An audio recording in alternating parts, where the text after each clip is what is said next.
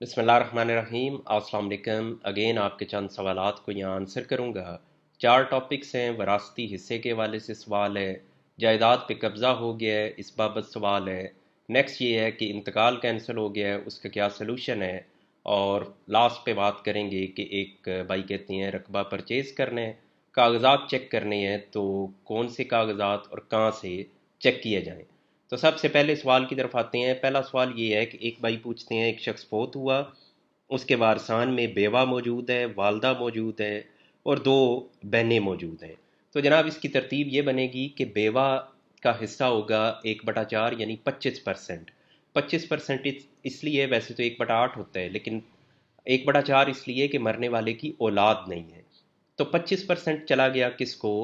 बेवा को। वालदा का हिस्सा होता है 1/6।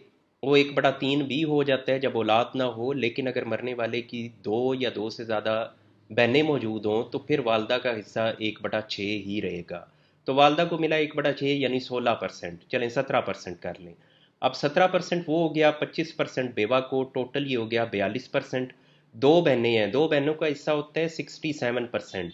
66.67 होता है, लेकिन हम 67 कर लेते हैं। अब 67 ये हो गया है, जबकि 42 वो पहले दे चुके हैं।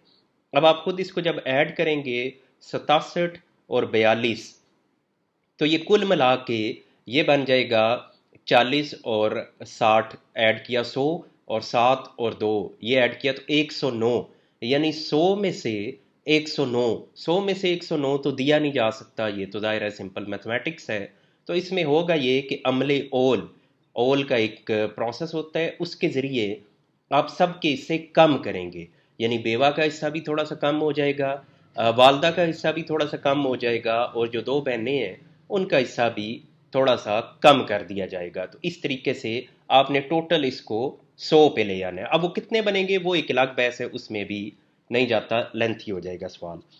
नेक्स्ट भाई ये पूछते हैं कि जनाब ज़मीन है हमारी, उस पर कब्ज़ा हो चुका है, जिसने कब्ज़ा किया है वो बहुत ताकतवर है, और हम कई जगहों पे दरखास्तें दे चुके हैं, लेकिन वो बंदा अपने सियासी असर व रसूख और पैसे के ज़ोर पे हमारी कहीं सुनवाई नहीं होने दे रहा। तो हमारे पास क्या सलूशन है? साथ में वो ये कहते हैं कि हम बहुत गरीब हैं, हम कुछ ज़्यादा तो कर नहीं सकते।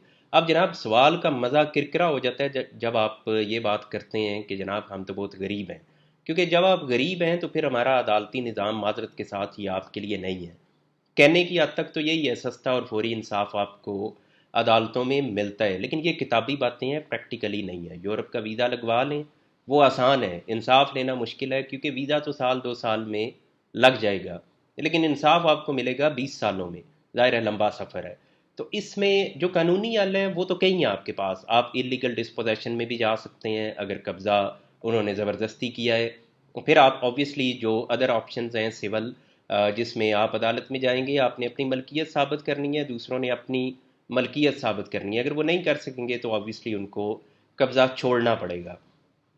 अब इसमें जो इजी सोल्यूशन है कि अदालती सोल्यूशन अगर आपके लिए ख़त्म हो गया इस बुनियाद पे कि आपने कहा मैं गरीब हूँ, पैसा नहीं है, तो फिर जो अदरवाइज सोल्यूशन है वो ये है कि अगर कागजात आपके नाम पे हैं तो फिर सिंपल आप इसको सेल कर दें, किसी ताकतवर के आगे सेल करें। कीमत तो आपको पूरी नहीं मिलेगी, लेकिन ये है कि जो मिलता है वो तो लें, और जो ताकतवर आएगा वो फिर कब्ज़ा ले लेगा, क्योंकि आप तो गरीब हैं, आपको कब्ज़ा नहीं मिलने वाला, लेकिन जो ज़ोरावर शख्स होगा वो फिर कब्ज़ा ले लेगा। उसको कानूनी हल भी पता होंगे और उसको दूसरे हल भी पता होंगे। यानी जिस तरह आपकी ज़मीन पे वो ताकतवर था, उसने कब्ज़ा कर लिया, कोई और ताकतवर आएगा वो आके इस पे कब्ज़ा कर लेगा।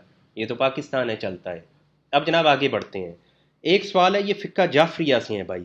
वो ये कहते हैं कि मरने वाले की बेवा, 2 बेटियां, माँ और बाप मौजूद हैं। पहली प्रपोजिशन थोड़ी डिफरेंट थी, इसमें बाप भी ऐड हो गया और बेटियां आ गई, पहले वाले में 2 बहनें थीं। अब जनाब फ़िक्का जाफरिया में थोड़ा सा फ़र्क है। अब पहले आप इस पे आएँ, जो बेवा है इसका हिस्सा इसमें होगा 1/8 यानी 12.5%, क्योंकि मरने वाले की बेटियां 2 मौजूद हैं। बाप का हिस्सा होता है 1/6, वो बाप को मिल गया, यानी 16.5% या 17% कर लें। माँ का हिस्सा अगेन 1/6, ये भी आप 17% कर लें। 17% एक 34% हो गया, प्लस जो बीवी है उसका हिस्सा 1/8, 12.5%, ये कुल मिला के आप समझ लें آپ تقریباً 45% پہ پہنچ گئے ہیں، 45 نہیں 46% کر لیں، ماں باپ اور بیوہ۔ اب جو دو بیٹیاں ہیں ان کا حصہ ہوتا ہے 67%، 67 یہ اور 46 ہم نے پہلے بنایا، یہ ٹوٹل بن گیا تقریباً 113۔ اب اس میں تھوڑا سا فرق آئے گا، اس کو بھی آپ نے 100 پہ لے کے آنا ہے، لیکن اس کو آپ نے 100 پہ اس طرح سے لانا ہے کہ نہ ماں کا حصہ کم کرنا ہے، نہ باپ کا حصہ کم کرنا ہے، نہ بیوہ کا حصہ کم کرنا ہے، صرف آپ نے کم کرنا ہے بیٹیوں کا حصہ، اس کو 100 بنانے کے لیے۔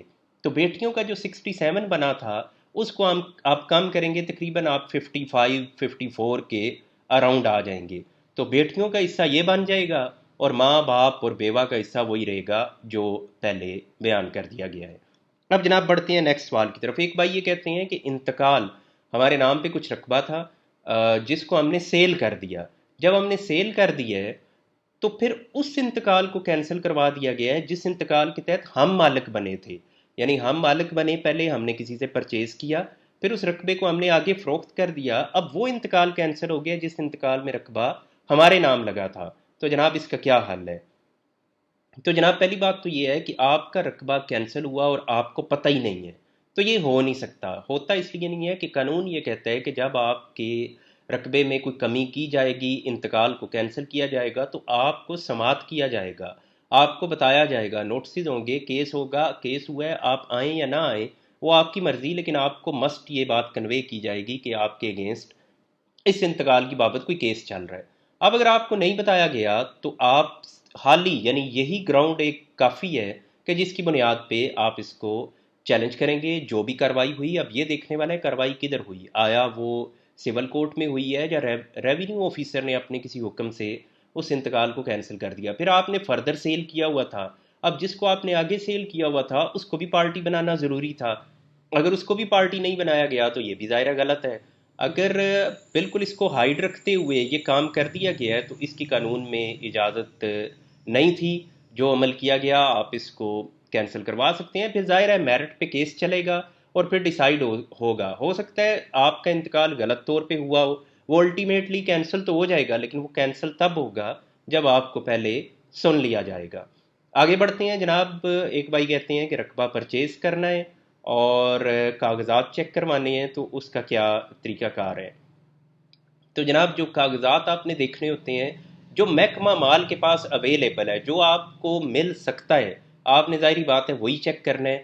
اس میں آپ نے دیکھنا ہے کہ کسی طرح کی کوئی اللیگیلٹی تو نہیں ہے، اگر اللیگیلٹی سامنے آ جاتی ہے تو پھر آپ رقبہ نہ لیں، اگر نہیں کچھ سامنے آتا، آپ کو صاف نظر آتا ہے تو پھر آپ لے لیں۔ جو ممکن ہو سکتا ہے، جو آپ کے لیے ممکن ہے ریکارڈ چیک کرنا، آپ ظاہر ہے صرف وہ کر سکتے ہیں۔ یہ ممکن نہیں ہوتا کہ بندہ 1880 سے لے کے آج تک کا ریکارڈ چیک کرے، ظاہری بات ہے نہ اتنا ریکارڈ اویلیبل ہوتا ہے، نہ حاصل کرنا آسان ہے، اور نہ ہی یہ ہیومنلی اتنا ایزی ہے، پاسبل ہے کہ اتنا زیادہ ریکارڈ اس کی پڑتال کی جا سکے۔ تو ظاہر ہے پھر آپ جو موجودہ جمع بندی ہے آپ وہ چیک کریں گے، جو بندہ بیچ رہا ہے یہ کب مالک بنا، کیسے مالک بنا، آپ یہ چیک کریں گے۔ بہت ہوا تو آپ یہ چیک کر لیں گے کہ جناب جو قبضہ مجھے دیا جا رہا ہے آیا واقعی یہ خسرہ اسی جگہ پہ لوکیٹڈ ہے جہاں یعنی جو میرے نام ہو رہا ہے اور جو مجھے قبضہ دیا جا رہا ہے یہ سیم ہی خسرہ ہے، اور مزید قبضہ آپ لے لیں گے، باقی ہے کہ آپ رجسٹری پراپرلی کروا لیں گے، اس کے بعد انتقال کر لیں گے۔ یہی چند ایسی جو بیسکس ہیں جو آپ نے مسٹ کرنی ہوتی ہیں۔ باقی جیسے جیسے پھر بڑا رقبہ ہو، زیادہ قیمتی زمین ہو، اور جتنا آپ اس کو سیکیور کرنا چاہیں تو پھر اسی حساب سے آپ زیادہ ایفرٹ کریں گے اور زیادہ اس کو سیکیور بنا سکتے ہیں جتنی آپ ان ڈیپتھ اس کو پڑتال کر لیں گے۔ تو یہ جناب چند سوالات تھے، باقی انشاءاللہ آپ سے پھر بات ہوگی۔